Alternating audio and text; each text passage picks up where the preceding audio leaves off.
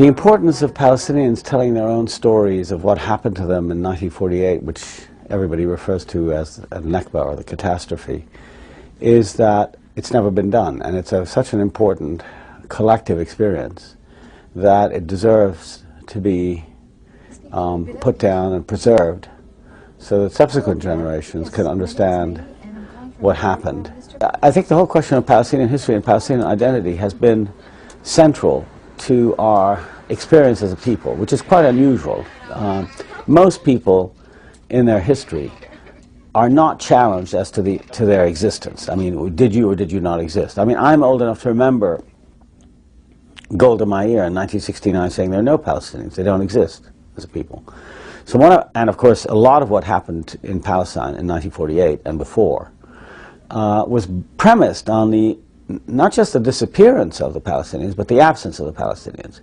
So I think for Palestinians, the whole question of identity and the affirmation of identity and the whole question of the continuity of this identity is especially important, because our enemy has tried always to either to silence or make us absent, physically, by driving people away, and in their own official narrative. So the existence of a Palestinian narrative,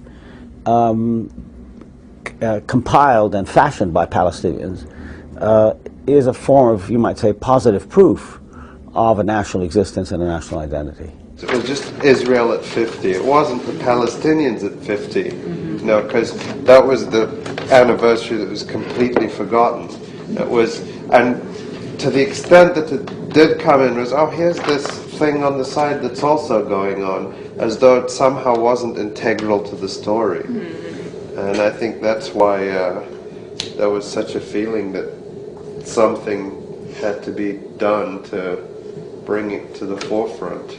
It's interesting that you bring this about, because the irony is, for Palestinians, this historical event is the Nakba, the catastrophe, and that's when 2/3 of the Palestinian population was expelled from Palestine and was scattered in the diaspora. It's not called Lid anymore. It's the Israelis, after 1948, they renamed the villages or the cities, and now it's called Lud. It's right here. Actually, Lod or Lidda and Ramla, which is the town next to it, were two major Palestinian cities, and about 50,000 Palestinians were expelled from them in 1948. My mother is from a village called Lifta, which was near Jerusalem, and if you look at this modern Israeli tourist map of Jerusalem, you'll see that it shows Jerusalem, and here, this is exactly where Lifta was, and it's now just shown as a green space in a park. So there's nothing left? Well, there's ruins, and when I went there, I saw the ruins, and there's also a sign which says it's a nature reserve now. And there are dozens of Palestinian villages like that all over the country that have become forests or nature reserves, or they've built over them and erased even the physical remnants of the villages. And unfortunately, the life which we enjoyed in Jaffa did not continue. It ended with the 48 disaster. It was unthinkable, unbelievable, unexpected, and it shouldn't have happened. The mere fact that you went from one place to another was a strenuous experience. Now let's shift to 48, when those people had to leave or forced to leave, and now they are leaving to somewhere unknown. So the trauma, instead of being a strenuous experience, it now became a trauma. We fled because of the war. I mean, who wants to stay and kill or be killed? We were a nation of farmers. We were a nation of middle-class people, teachers, landowners, businessmen. We were not there to fight a war. The war started and we were caught in the middle of it. and we packed our a little bit of our gear for a short trip outside until things settled down. We covered the furniture that we had. We locked the door and took the key. We still have the key.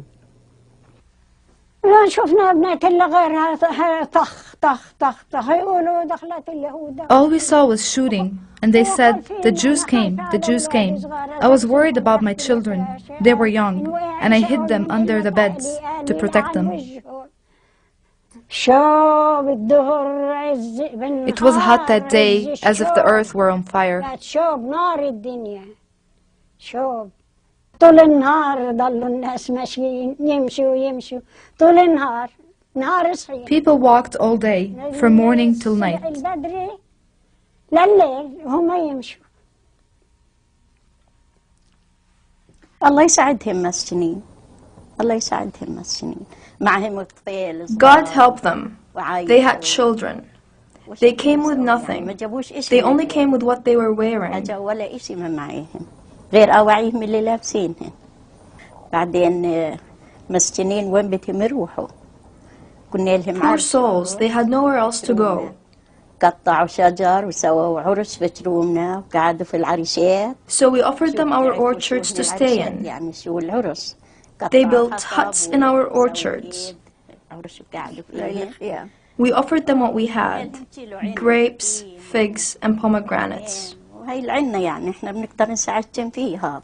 لما اجوا اللاجئين عنا الحمد لله احترمناهم ما قصرناش فيهم. When the refugees came to our village, we did not deny them anything. يعني مش احنا بس كل اهل البلد. Whatever we had, we shared with them. The whole village helped them.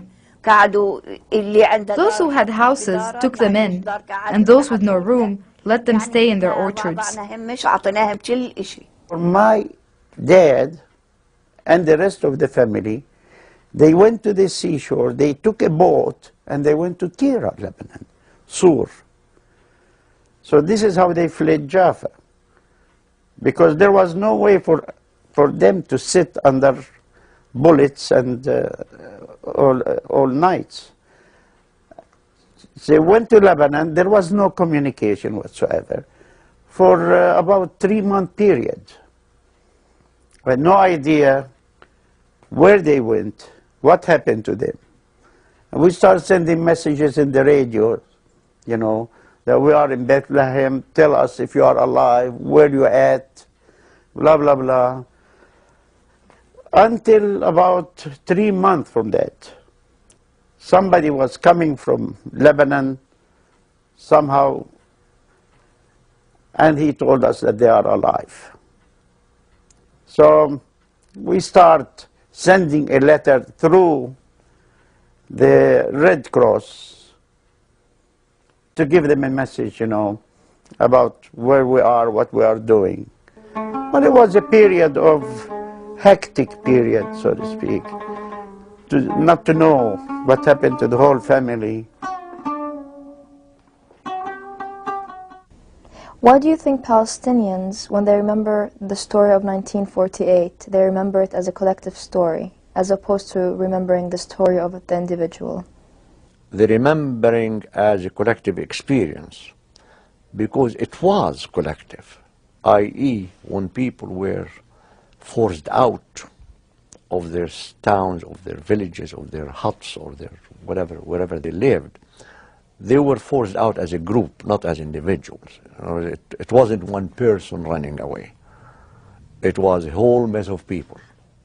There may have been some remembrances of individual things, like a lady having a baby, and it did happen, or a woman having lost her child, which did happen, or a man falling sick, and did happen, or a man carrying his 3 children on his back and then not being able to do it, just exhausted. There was no way of him to be able to continue. There are these individual experiences within the collective, but these individual experiences, although to the individual, they are very severe, very traumatic, very personal, yet they somehow are diminished within the total picture of these hordes of people moving to an unknown destination.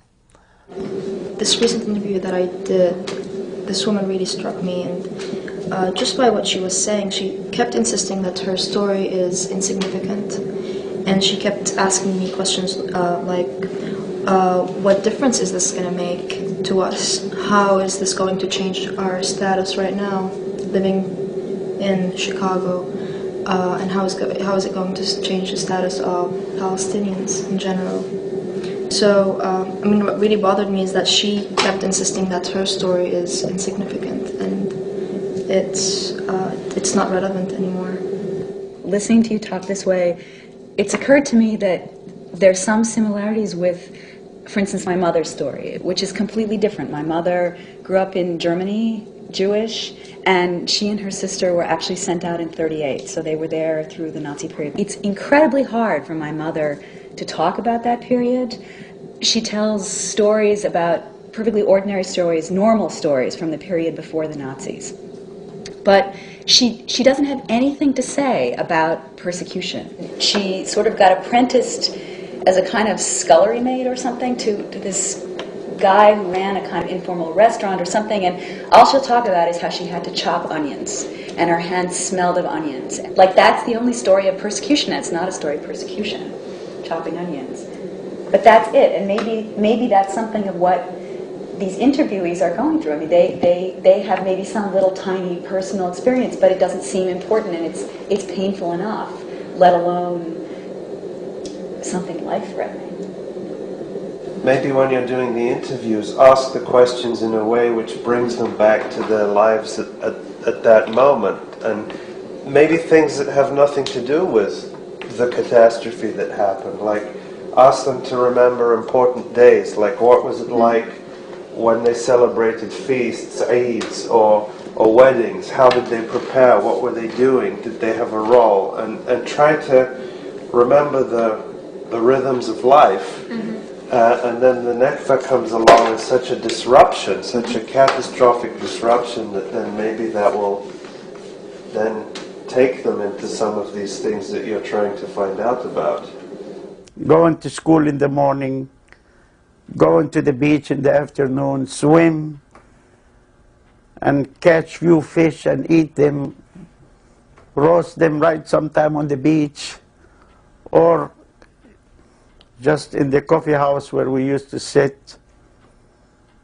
And it was a life, a peaceful life. It never would be replaced. People spend their time in the fields or something related to their crops.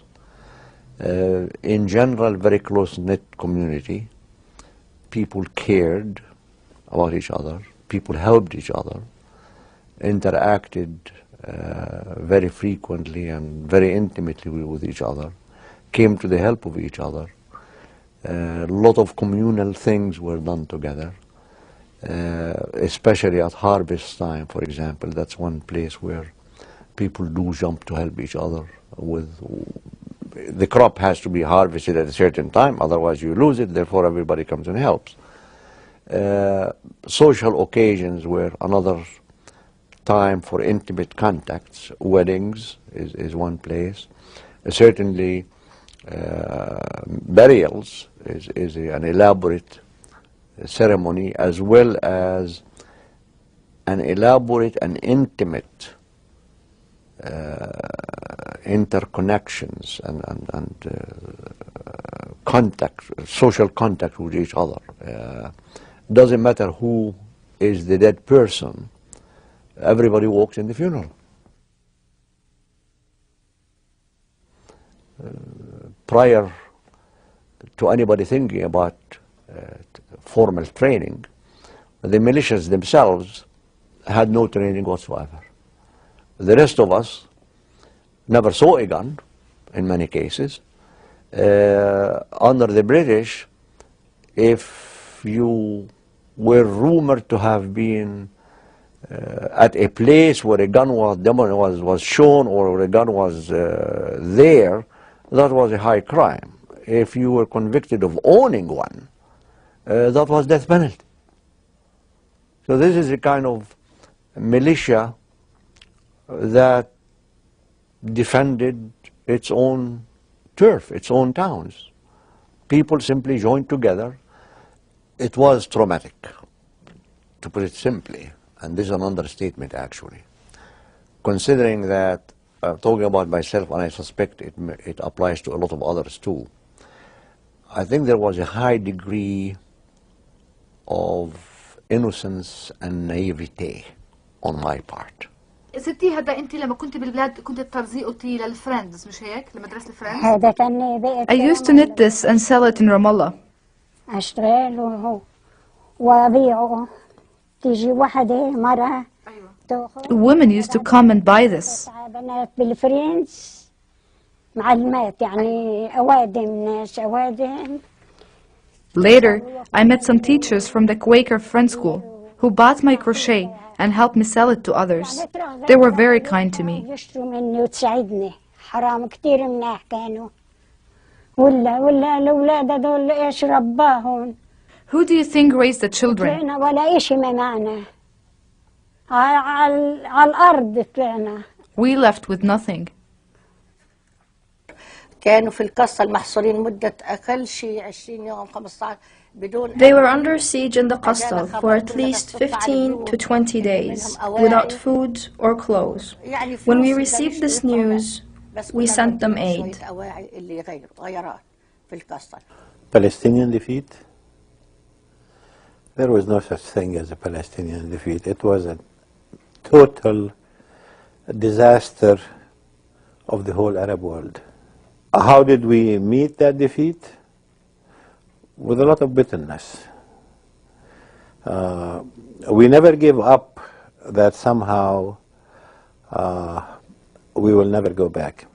So there was a lot of misinformation, a lot of broken promises. And the Palestinians never got together in order to do something about it. We were scattered and spread every which way. We were scattered in Egypt, we were scattered in Jordan, we were scattered in Lebanon, in Syria, some in Iraq, some in Kuwait, some in remaining in Palestine. There was no cohesive force to get us together until the 60s when the Palestinian movement came about. So there was a sense of having failed in the sense of being responsible for that failure. And not knowing exactly what was the reason for that failure or where you have failed. And I did go through a period of depression. You know, we hear a lot about the Vietnam syndrome and this syndrome and the other syndrome. So I think there was a syndrome there too. Fortunately, it didn't last too long. We had to pull ourselves out of it. There was no conscious endeavor on the part of the totality to pull out or anybody talking about it, about the need to address the syndrome, quote unquote. No, I think each one of us handled himself by himself separately. For a while we were emotionally devastated, and then we were hopeful, and then devastated, and hopeful, and devastated, like everybody else, you know. You get anesthetized after a while, that when there is something hopeful, you don't really attach yourself to it because you don't want the disappointment of losing it. This has happened over and over and over and over again. Asking whether people resisted or not made me realize that resistance could take a different form and different shape. What resistance meant for me was so different when I resisted the Intifada than what those people experienced in 1948. I wonder if it makes a difference in the way people tell the story if they're living in Palestine or in the Middle East as opposed to living in exile here in the United States. I wonder what that becoming exiled has, if it's affected how people tell the story or don't tell it. I probably can answer that, Ali, because I was working in the summertime. I went to Palestine. I went back home, and I was working on an oral history project on also 1948, and we interviewed a lot of, 48 survivors, And since I continued working on oral history projects here in Chicago, interviewing Palestinian survivors of 48, there was interesting points when I think about it between how people told their stories, the people in Palestine, 48 survivor in Palestine, and the people here in Chicago. And I've noticed a lot of interesting things, like people here felt very hesitant, or most of them felt very hesitant telling their story, but on the other hand, people back home in Palestine, they were, like, we would walk on, in a refugee camp, let's say the Haisha camp, around the Bethlehem area, people would just grab us from the streets if they know that we're doing a project on 48. They would grab us from the street, they want to tell us their story. When you think about the West, people here, like, earlier I mentioned that some people are reluctant in telling their story, and they kept saying, we're not political. I mean, part of this is because just how the West documented this history. I mean, the story tend to be inaccurate, exaggerated, or untrue. So people thought of their history as not an ideal history. It's all about defeat, and that was part of why they were having a hard time or reluctant telling their personal stories. I think a big difference is the context people live in here. I mean, this is a country that has really denied that ever happened to the Palestinians. This is a country that glorifies 1948, as we looked at, as something wonderful. So how, as a Palestinian, how do you live in this country when your story is not known, is even denied? So I think that really affects how people talk about it. The other thing is that when Palestinians do get active in this country, they're harassed by the FBI and things like that. So that would probably explain why somebody said, I'm not political, as if telling his own life story could put him in prison. But that's in fact happened in a certain way in this country. And also the climate here, as you see, it's growing of the anti-Arab media we have here. I mean, not only does our government support policies that deny Palestinian rights, but our media is so anti-Arab.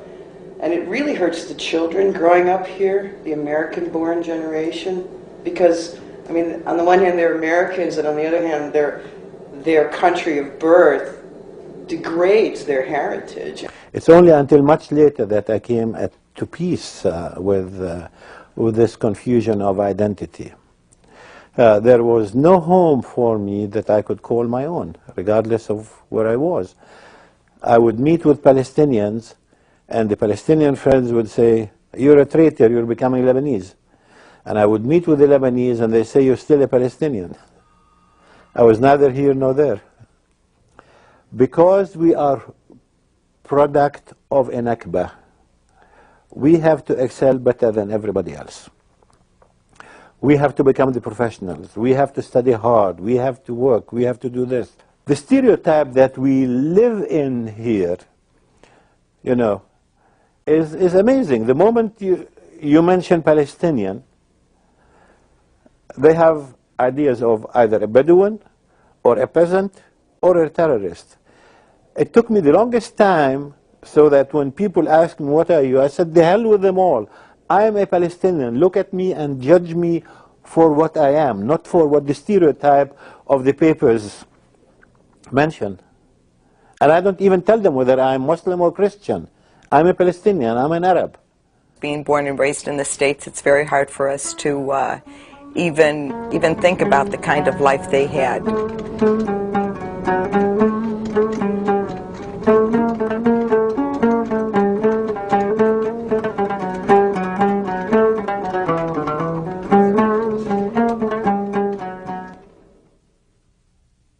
Palestinian politics today are led by people who, in effect, have made a deal with the Israelis and the Americans to forget officially and renounce what happened to them in 1948 and beyond. And I take the view that all of Palestinian history since 1948 is a consequence of 1948. And so given the political fact that this history was given up just to have, people remain in power, then it becomes doubly important for the younger generations of Palestinians to say, look, I mean, that's not the full story. We want the full story. And our story effectively begins in the modern period with the Nakba, with the experiences of 1948, and therefore we must get the story right so that there can be no amnesia, there can be no self-mutilation, which is what has happened. And the only way we can restore ourselves as a people is to have our history. And I think the notion of reclamation is central to this process, to reclaim what has been taken away from us, both by our leaders and by the Israelis. We hope this project will inspire Arab Americans to collect and preserve the stories and the experiences of the Nakba for the subsequent generations, because these stories and experiences will help us document a history and a narrative that hasn't received adequate attention. Number one, they're very proud to be included in such a film. Number two, this is their way of preserving their knowledge, their memories of the past. They're very honored that somebody's even listening to their stories. Oral history is always something that fascinates people. And when you can hear something like this firsthand, and to hear the experiences of individuals that you've known and that raised you, that grew up with you, people that you're very familiar with, it makes it so much more meaningful. And a lot of times the history books and news accounts don't take into account the human suffering, the human feelings of the people that live through these times. So this makes it very meaningful, and it gives us a lot of insight into the lives of these people and the hardships and the happiness that they experienced.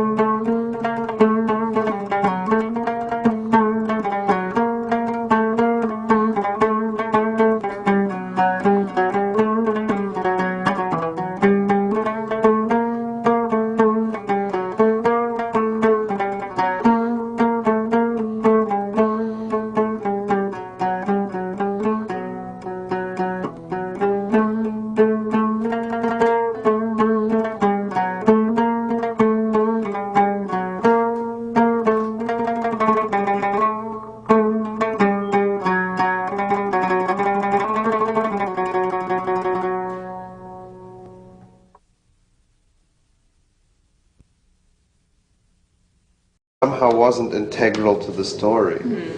And I think that's why there was such a feeling that something had to be done to bring it to the forefront. It's interesting that you bring this about, because the irony is, for Palestinians, this historical event is the Nakba, the catastrophe, and that's when 2/3 of the Palestinian population was expelled from Palestine and was scattered in the diaspora. It's not called Lids anymore. It's the Israelis, after 1948, they changed, they renamed the villages or the cities, and now it's called Lod, just right here. Actually, Lod and Olidda and Ramla, which is the town next to it, were two major Palestinian cities, and about 50,000 Palestinians were expelled from them in 1948. My mother is from a village called Lifta, which was near Jerusalem, and if you look at this modern Israeli tourist map of Jerusalem, you'll see that it shows Jerusalem, and here, this is exactly where Lifta was, and it's now just shown as a green space in a park. So there's nothing left? Well, there's ruins, and when I went there, I saw the ruins, and there's also a sign which says it's a nature reserve now. And there are dozens of Palestinian villages like that all over the country that have become forests or nature reserves, or they've built over them and erased even the physical remnants of the villages. And unfortunately, the life which we enjoyed in Jaffa did not continue. It ended with the 48 disaster. It was unthinkable, unbelievable, unexpected, and it shouldn't have.